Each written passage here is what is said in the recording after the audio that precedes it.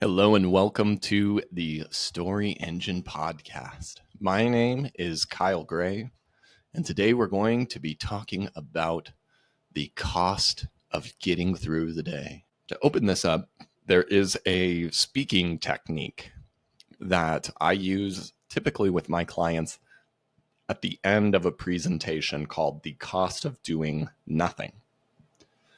This is meant to overcome an objection or a logical fallacy that many people have when facing a sales decision to do nothing, and that doing nothing will not have a price compared to making a commitment and doing something. And a lot of the times we encourage them to take action now and reminding them that there is a cost of doing nothing. Oftentimes it's coming back 6 months later, haven't having made any real progress on this problem that they've wanted to solve, and now experience regret and shame for being in the same place after all that time has passed. This is something that's really important to drive home to people who may want to wait for the stars to align. And this is something very, very common that people face and is one of the biggest challenges that a speaker will have to overcome when trying to make sales from the stage. And this brings us into the idea of the cost of doing nothing, or a subtler thing that I'm calling the cost of getting through the day. This has been something that I've personally experienced in the last couple of years in some ways. I can remember particularly through 2023, after having a lot of troubles with taxes that I needed to pay, a little bit of a slowdown at work, a lot of health issues, and moving and living in a new place, moving off of the big island of Hawaii, which had a lot of identity wrapped up in that place and me being there and what I was going to do there. And I can remember coming to Bend, Oregon, where I currently live, and taking my foot off of the gas in a certain way, of not necessarily making a plan for my week as much or setting as many goals, and instead waking up each morning with a bit of a fear or an anxiety, a need to get more clients, to make things happen, to bring things in, and doing everything I could to send out as many booking call links as possible, trying to get other people to fill up my calendar so that I could have conversations and hopefully bring in clients. And doing things like outreach or just whatever sporadic, impulsive thing that would come to my mind to do of what I thought I was supposed to be doing. And this would lead me to just trying to get through the day, to put in enough work, to create enough busyness to count as an excuse for having worked hard enough for today. But the thing is, when you just start making choices based on this impulse, this insecurity, there's never going to quite be enough. And often it doesn't add up or accumulate because it's more of impulsive design, pushing one way or another. Some of these things could be things like a half-finished book that I was working on for a while and hopefully will resurrect and bring together in 2025, or many different lead magnets and concepts that I was developing that didn't go all of the way to implementing. They would provide some comfort or excitement early on to be working on something new. But then as that anxiety started to set in, I wouldn't give myself the space to see it all the way through. Because to me, in my own mind, there was some kind of emergency that needed to be taken care of, instead of trusting my process and my creativity and believing that the things that I was doing right now in being creative, writing a book, making more podcast episodes, sharing myself were valuable and important. Now, going through one day in this anxiety driven state doesn't cost that much, or at least it's easy to think that it doesn't cost that much and write it off, that it's not that big of a deal. But oftentimes at the end of the day, I would find myself tired and strained and stressed without more energy to live a good life, whether it's going out and visiting my friends, maybe taking a dance lesson, sticking around and playing guitar, or reading a book. I would have a day that I was desiring to escape, and then end up having an evening where I just wanted to numb myself and escape from that. Then go to bed, having not really felt like I honored myself or that I was making real progress or giving myself the grace to acknowledge the progress that I did make. Now, between days like this, I would rationalize that it wasn't that big of a deal, and I would be able to believe that someday when X or Y was more in place, when this was happening, when I had more money, when I had more customers, someday off in the distance, that I would be able to re-engage with my life and turn things on. But over the course of spending more and more days in this survival mode and seeing many of the half-built bridges, not just in my work, but in really living a full and beautiful, high quality of life, the ability to be present in every day and enjoying the process instead of constantly in a state of fear or lack has slowed me down in many ways and held me back. And I have started to see the cost of choices like this, of ignoring my own creative powers and listening to a fear and an anxiety that is based in broken systems, broken ideas, and broken concepts.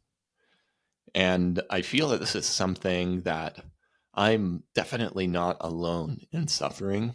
And I think that it's one of the most important things for us to examine right now as we are going through a time of immense change, particularly with technology and artificial intelligence. I think that there's going to be, in the next 2 to 5 years, a huge wave of growth in artificial intelligence that, for some people, is going to call into question a lot of the things that we do to work, that we make ourselves valuable, that allows us to feel safe in our existence as humans. And I think it will create a lot more of the kind of existential anxiety that I'm talking about. And within that is an opportunity for us all to return to our creativity, to return to imagining and envisioning a world that's exciting for us and believing in those powers. So we're going to explore a little bit more about how fear drives these behaviors. And now that we know the cost of them, we can understand how important it is to change these behaviors and return to our power and allow ourselves to give ourselves the space to tell our own stories, to be creative, to listen to ourselves with purpose. So the first step is naming the fear.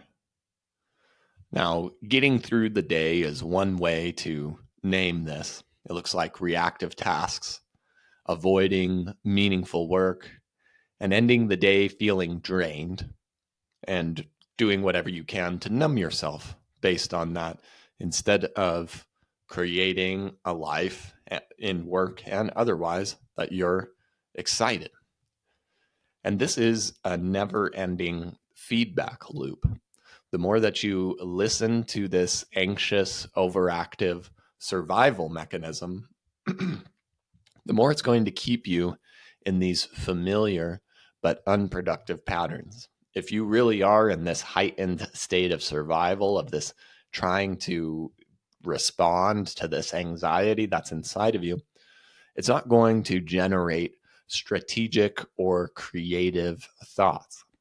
And simply having a focus of trying to get to the end of the day instead of imagining a future that you want to create that excites you will leave you with more evidence and more reason to be anxious and afraid in the next morning.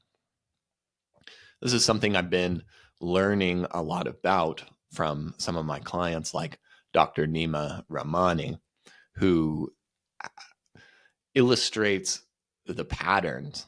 Some of these patterns, these survival mechanisms that are things that we have learned or installed from our parents that we didn't even realize were there, that we don't even realize we can change, which is why giving them a name is the first place to change it from this nebulous, cloudy, scary thing in the distance, this kind of ghost in our lives, to giving it a name allows us to see it and interact with it.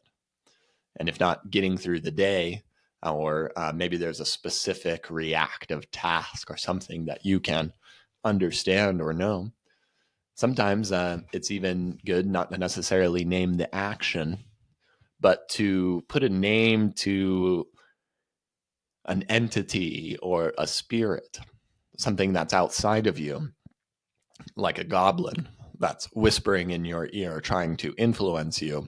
And when you can picture it as a thing with a name, instead of this nebulous, mysterious thing hanging out back here, it allows you to address it more directly and starts to put the power back in your hands.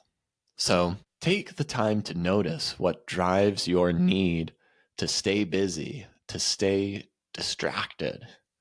What's the fear of failure, the fear of rejection, or facing something deeper really mean to you? And what's underneath that?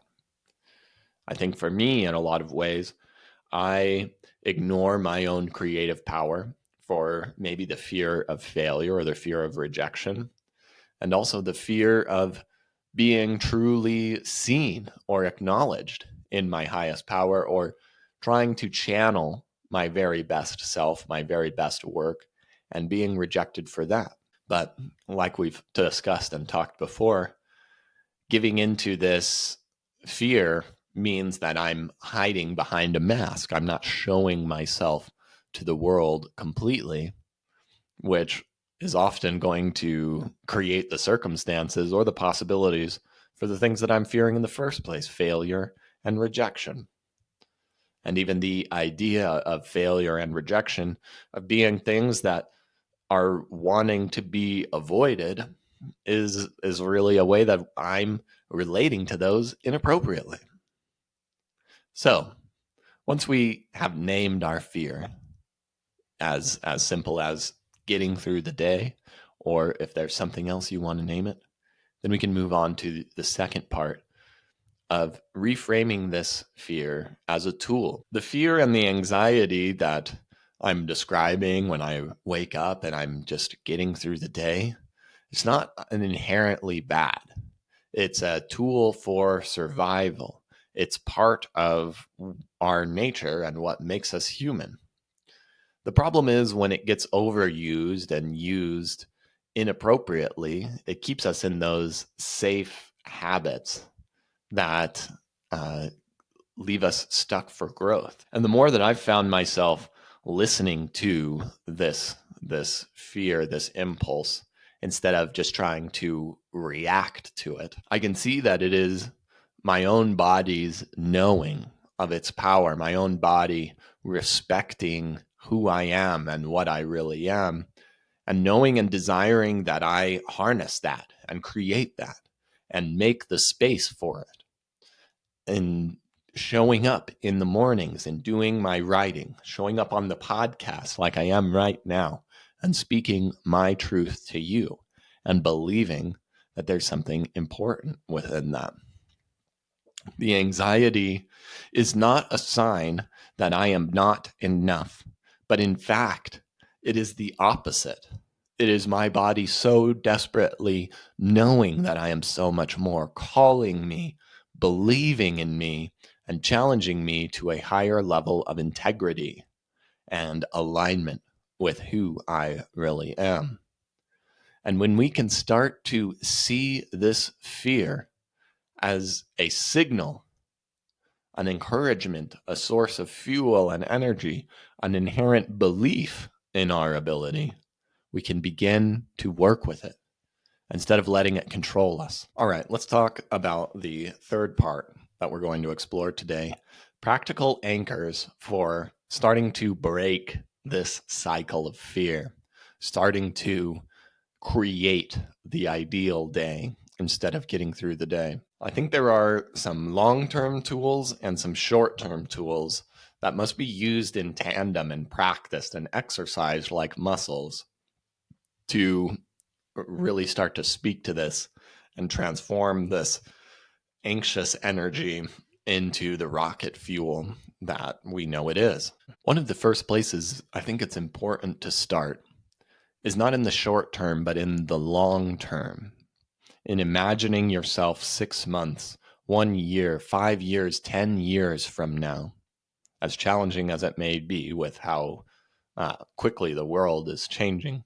But we can do our best for ourselves and for our future. And starting to picture and envision a life that's exciting and inspiring, and a life that we are happy to be in. A lot of the times when I ask people about these things or prompt about goals and future, and I'm guilty of this too, we often gravitate to things that we think we should be doing. I should be healthier. I should be more fit. I should have more money by now. And these often create that same anxiety and discouragement that I was describing at the beginning of the episode.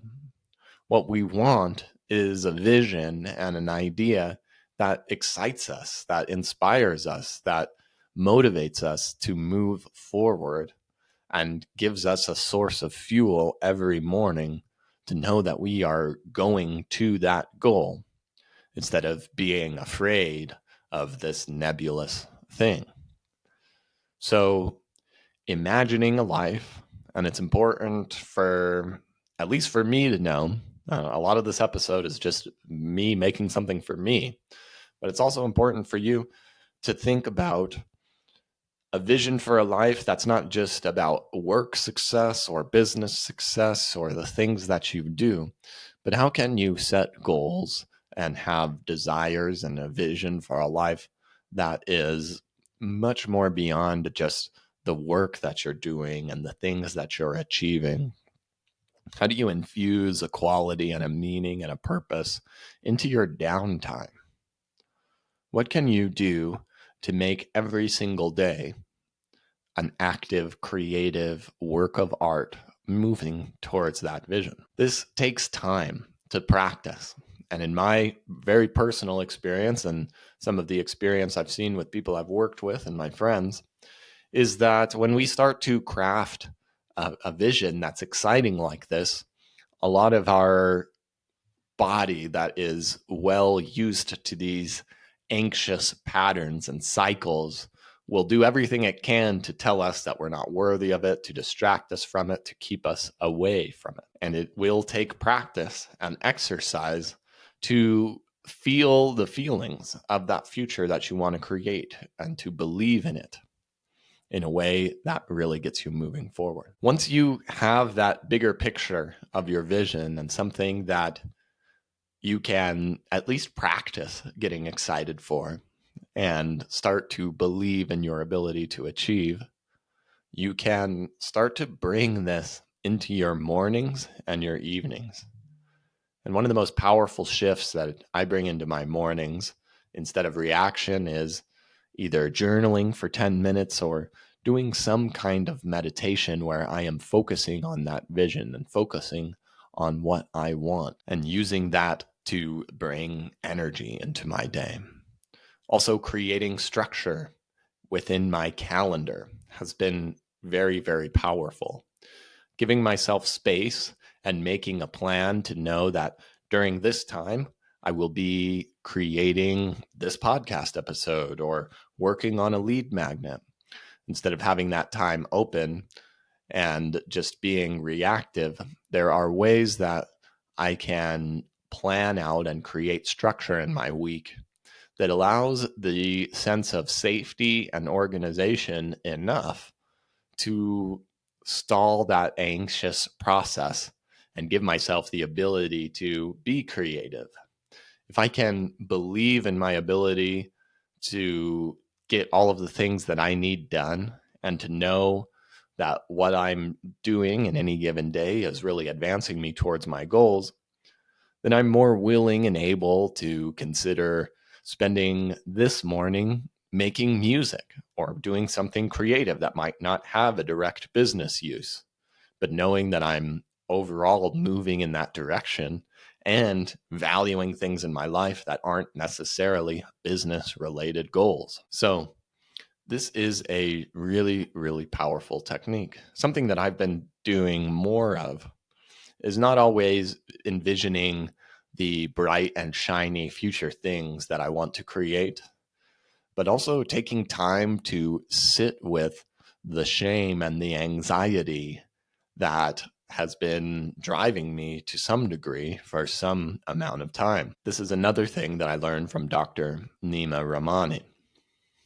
Taking the time to write down the way that I want to be seen by the world. Maybe writing down a couple of adjectives or phrases that would describe me.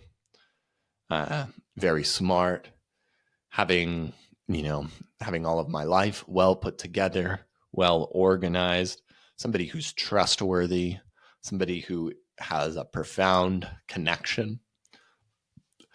And there is treasure within looking towards the opposite. Whatever the way that we want the world to see us is, the opposite is what we're afraid the world sees in us or that is part of us. And going through the process of really digging into the opposite, the scoundrel, the wretch, the person that is unworthy of these things, and taking the time to sit with those feelings and ask them what they have to teach you or what message they have for you, as well as just simply giving them the space to be felt instead of attempting to cure them by sending out as many emails as possible or going into DMs or creating Instagram content or whatever the case may be, has been incredibly powerful in starting to shift this. But it takes time and it takes practice. And yeah, there are cases to be made for picturing that future that's energizing and exciting and using that as a tool to pull you through. And then in giving love and examination and time to the parts of you that feel this shame, that are driving you, that are begging for attention in a way that you probably haven't been giving it if you're just trying to get through the day. Let's talk about exploring the roots of these fears. These are things that I mentioned a little bit earlier, but oftentimes fear of not being enough, of failing, of judgment, comes from times when we were, even before we had memories, when we are very young children, learning how to navigate this uncertain world. And even with the best parents or the best of circumstances, we do quite a good job as children of getting some of these wires crossed. Now, a lot of the time, that fear and that anxiety of not being enough that was maybe instilled by us accidentally by our parents can be incredibly useful for many entrepreneurs in fueling your desire to create a business that's what you're doing right now. If we don't temper it and understand it, then it can lead us in every other direction, which I've already talked about here. And one of the biggest shifts that I got in understanding this particular thing was in reading a book called The Adult Children of Alcoholics handbook or 12-step program. Just reading the very first page of this, called the laundry list, and seeing the behaviors of somebody who may not be an alcoholic and may not even have an alcoholic in their parents or direct family, but seeing the echoes of addiction and these patterns that can be passed down generation to generation to generation was a tremendous relief for me. It was the first time that I saw that this anxiety that I was carrying, that had been driving a lot of what I was doing, was not really my own, but it was something handed down from my parents, who did the best they could by me. And it was something handed down from their parents, who did the best they could by them. And we all have long lineages of both heroes and villains and cowards and all kinds of people, both good and bad, in our history. And a lot of these burdens that we carry aren't really our own. And so when understanding that and seeing how these patterns are driving so much of our actions in our work, we can ask ourselves, what's the worst that could happen if I stopped this cycle of busyness? Certainly not creating the results that I'm looking for.